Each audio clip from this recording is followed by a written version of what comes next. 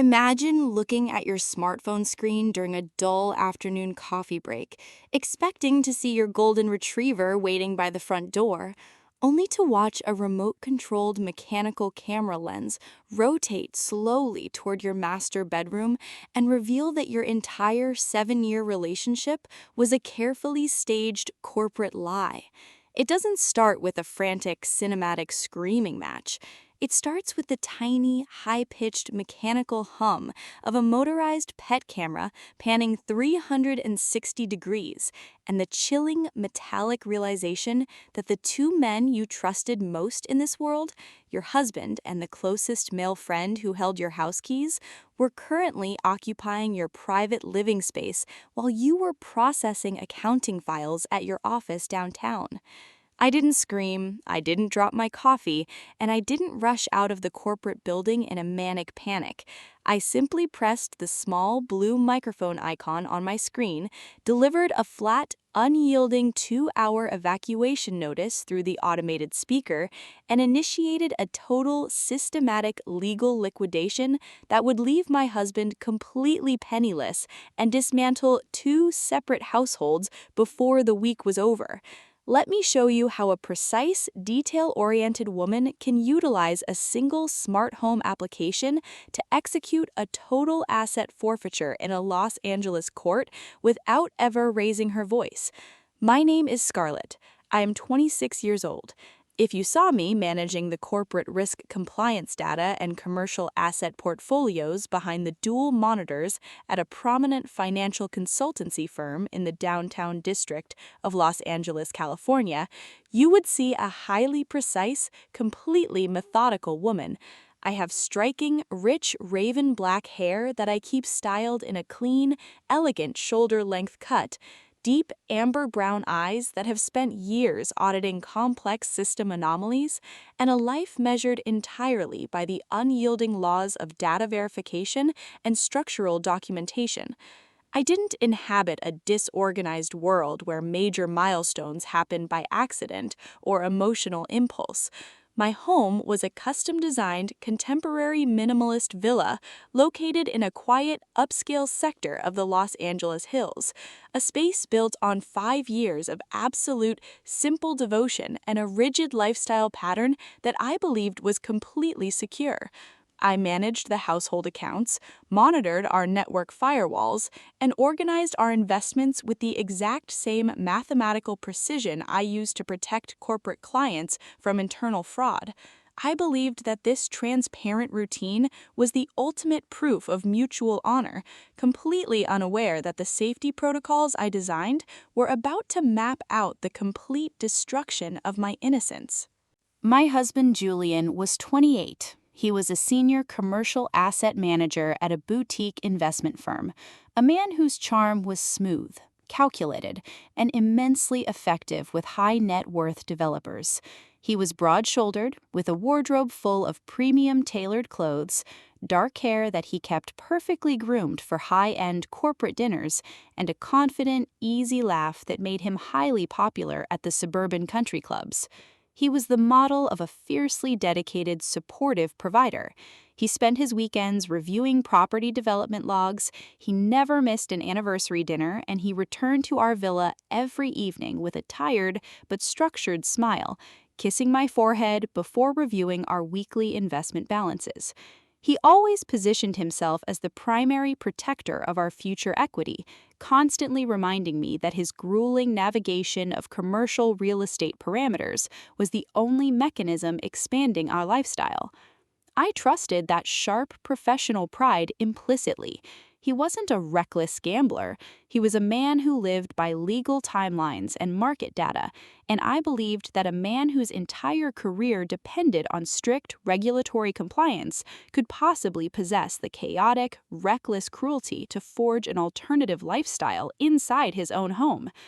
I offered him an absolute, unvarnished loyalty, completely unaware that the proud man managing our joint accounts was using our systematic routine to camouflage a total liquidation of my emotional stability. The secondary component in this structural anomaly was Vance. Vance had been my closest male friend since our university days, a man who had been integrated into our social circle for years, and was married to a prominent local interior designer named Alina. Vance managed his boutique consulting business with a superficial, chaotic charm that Julian and I had spent years stabilizing through business loans, accounting advice, and professional recommendations. Because his own residential property was located just 4 blocks from our villa, he was a constant, integrated element of our domestic perimeter. He possessed a physical spare keycard to our home under the strict administrative agreement that he would enter the property at 1 p.m. every Tuesday and Thursday to walk Buster and ensure the nursery and ground systems were functional, while Julian and I were stuck at our corporate offices. I viewed him as a biological extension of my own identity, a brother in survival who knew every single milestone of our adulthood. I remember sitting on our pool deck during the previous spring, watching Vance run across the lawn with Buster while Julian prepared dinner at the outdoor kitchen, and feeling a deep sense of psychological peace. I had no idea that while he was accepting our financial consulting and utilizing our resources to balance his business sheets, he was actively utilizing his assigned dog walking window to construct a parallel parasitic relationship with my husband inside my own house. They believed that the absolute depth of my lifelong trust in him was a permanent psychological blind spot that would prevent me from ever verifying the data in front of my face. Trust inside an intimate social circle is often the most dangerous vulnerability because we assume shared marriages and long-term milestones create a permanent moral boundary against malice. When you treat a close friend like family and give them the keys to your home, your brain automatically categorizes their presence as safe, leaving you entirely unprotected against a systematic deception. Have you ever realized that the person you trusted with your household access was using that exact intimacy to dismantle your life? Tell me your experience below. The physical breakdown of their camouflage initialized at precisely 1:15 p.m. on a scorching Thursday afternoon. I had been stuck at my executive desk since 7 a.m., managing a massive international risk compliance ledger that required continuous database synchronization. It was an exceptionally high-stress day, and during a brief 10-minute operational lull, a sudden wave of fatigue hit my shoulders. I missed our home. I missed the simple, non-transactional comfort of our pet. I pulled out my smartphone, opened the automated smart home network application, and logged into our newly installed pet camera. It was a premium device I had purchased the previous week, a motorized unit with a rotating mechanical base designed to let me track Buster's movements through the ground level and remotely launch treats into the living room space to keep him occupied during our long shifts. The screen buffered for 3 seconds. The digital stream initialized. The camera was positioned on a wide-angle lens centered on the main living room rug, but Buster wasn't resting in his usual spot near the television. The room was entirely empty, the silence of the suburban afternoon rendered in high-definition pixels. I utilized the application's digital joystick control to pan the mechanical lens 90 degrees to the left, scanning the kitchen corridor. Nothing moved. I shifted the control again, activating the motorized base to rotate the lens 360 degrees toward the rear hallway that connected the open living space directly to our master bedroom suite. As the mechanical lens panned across the threshold, the automated audio sensors on the camera picked up a faint, rhythmic sound, the distinct low-frequency pitch of human voices, carrying an intense level of private intimacy.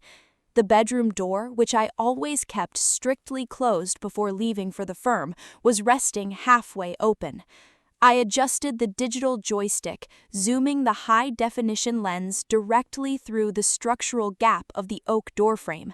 The camera panned, the focus locked, and the real-time video stream rendered a catastrophic structural anomaly on my smartphone screen.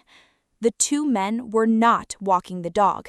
Julian and Vance were occupying my private master bedroom, wrapped in my sheets, their actions displaying an absolute, unmistakable physical intimacy that erased every single layer of my 7-year marriage in the span of a fraction of a second. They were completely unhurried, entirely relaxed, operating with the calm confidence of individuals who believed the perimeter was completely secure until my corporate shift ended at 7 p.m. A life spent auditing financial fraud teaches you that the moment you react with emotional panic, you give the perpetrator the opportunity to corrupt the data and invent a defensive cover story. My pulse remained perfectly flat. My hands didn't tremble against the glass screen of my phone.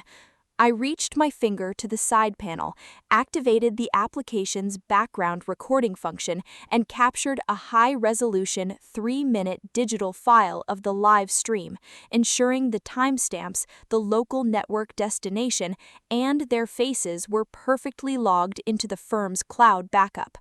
Once the evidence was secured under a permanent encryption protocol, I took a deep, steady breath, my amber-brown eyes narrowing into a cold, clinical target. I looked at the blue microphone icon resting at the bottom of the user interface, the speaker feature designed to let me call out to Buster from the office. I pressed the button. The small speaker on the mechanical camera base in the hallway buzzed, emitting a loud, crisp electronic click that instantly shattered the quiet of the master bedroom. On the screen, both men violently flinched, their bodies freezing as their eyes darted toward the hallway in an instant pale terror. I spoke directly into my phone, my voice carrying a flat, mechanical deadness, completely stripped of any emotional vibration or human hesitation. Julian. My voice echoed loudly through the home speaker, bouncing off the quartz walls of the corridor with the clinical precision of a processing computer. Vance. You have exactly 2 hours to liquidate your presence from this property, pack your personal effects, and exit the perimeter.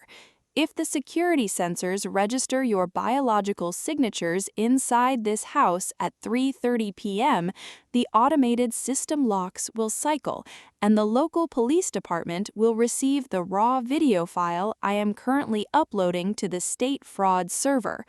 Your time initializes now. I released the blue button. I didn't wait to watch them scramble out of the bed on my screen. I didn't listen to the sudden, frantic panic that hit their voices as they realized their entire lifestyle had just been publicly liquidated by a remote lens. I closed the smart home application, walked out of the consulting office, and contacted our firm's senior asset protection attorney before my vehicle even exited the corporate garage. The data was complete. The transaction was irreversible. I returned to the contemporary villa at exactly 4 p.m. The long suburban driveway was entirely empty. Vance's vehicle was gone, and the heavy oak door was locked.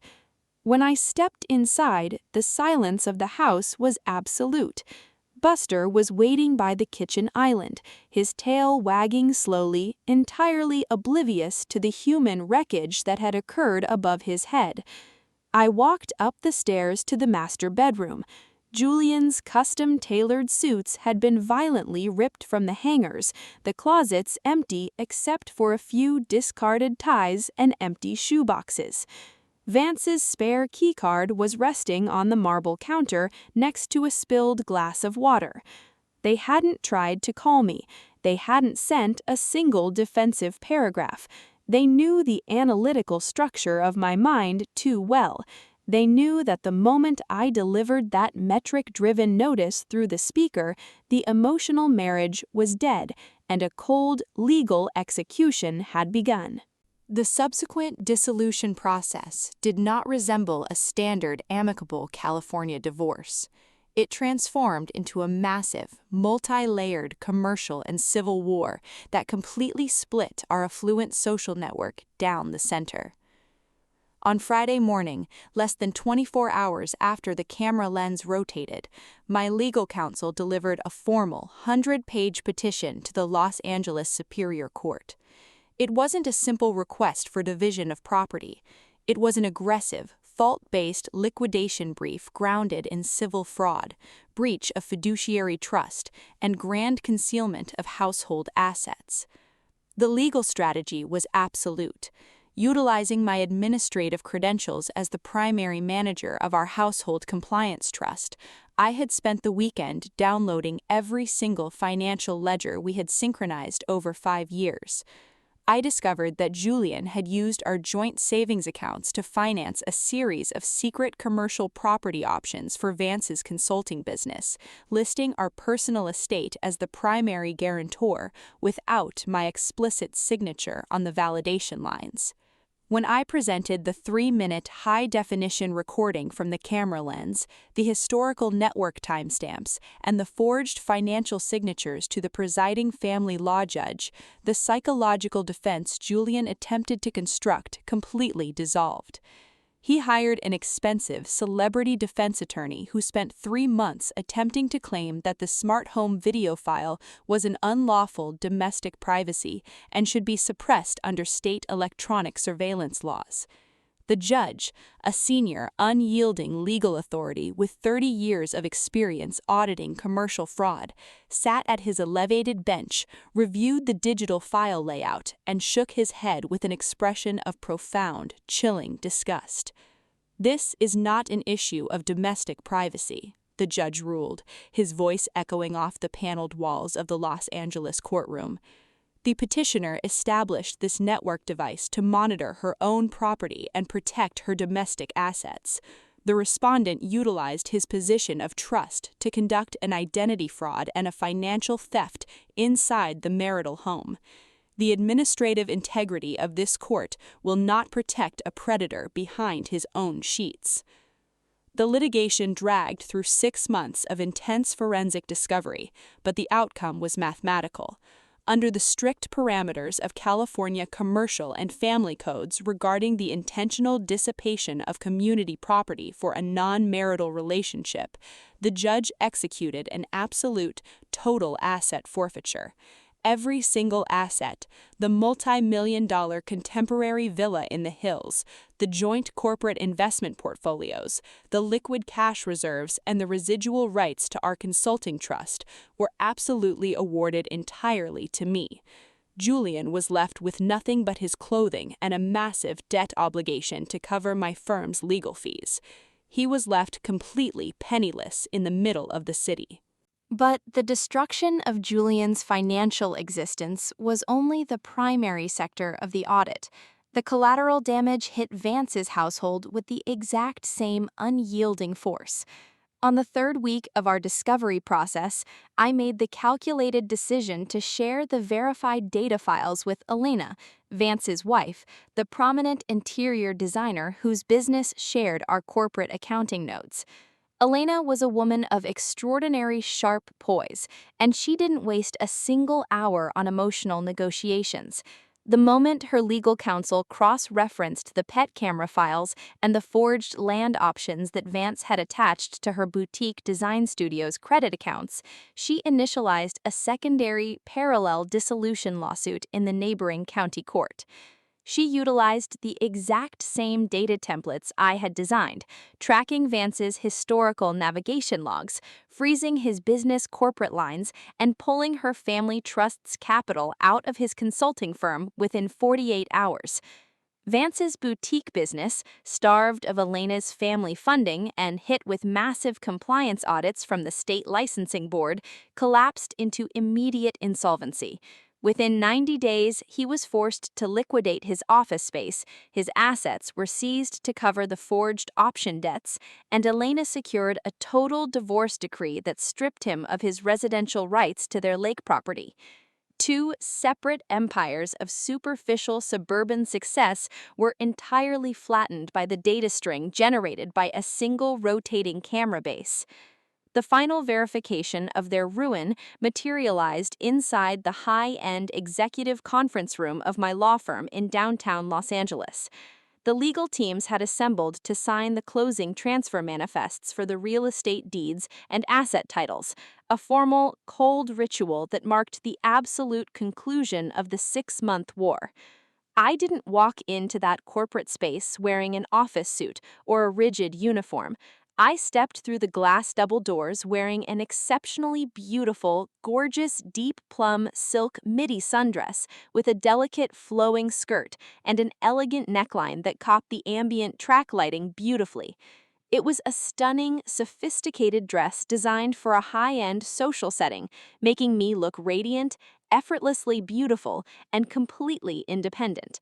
My raven black hair fell in soft, natural waves down my shoulders, and my amber brown eyes held a terrifying, razor-sharp clarity.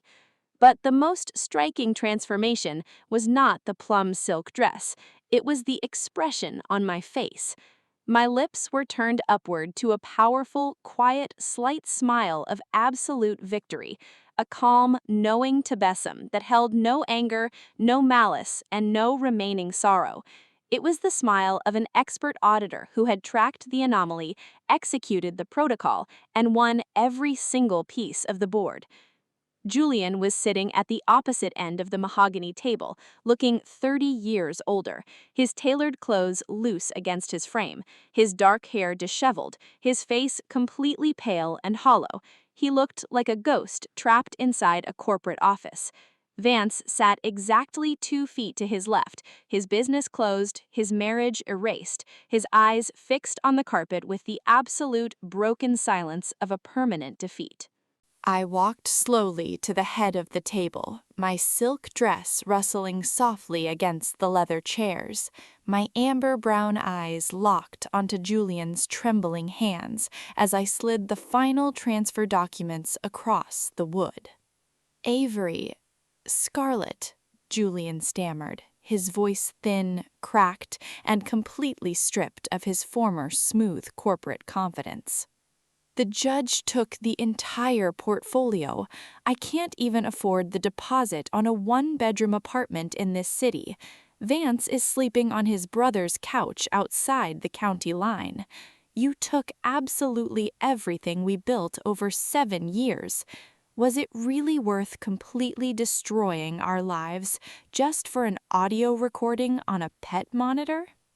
I signed the bottom line of the real estate deed with a clean, unhurried stroke of my pen, closed the leather folder, and looked down at them from the head of the table, my powerful victory smile deepening with absolute, unvarnished indifference.